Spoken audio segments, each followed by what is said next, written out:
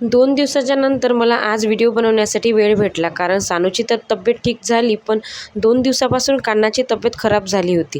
त्यामुळे मला वेळच भेटत नव्हता व्हिडिओ बनवण्यासाठी. आता तो बरा आहे, पण माझी तब्येत थोडी बरी वाटत नव्हती. मी कालच डॉक्टरकडे जाऊन आली. माहीत आहे का, जबाबदारी आपल्या खांद्यावर असते ना, तेव्हा एक दिवस पण आपण बिमारसुद्धा होऊ शकत नाही. की आपलं हे दुखते ते दुखते म्हणून थोडा आराम करावा म्हणून, कोणीतरी आपल्याला आपल्या हातात जेवण करायला द्यावं म्हणून, असं काहीच नसतं. माझ्यासोबत तर असं कधीच घडत नाही. कारण आपण आराम करायचा विचार केला ना, तर आधीच प्रश्न येतो, सानू कशी राहील, कानावर कोण लक्ष ठेवणार, सानूच्या बाबांना पण ड्युटीवर जायचं आहे, ते कसे करणार, या सर्व प्रश्नांचे डोक्यातनं गोंधळ घालतच.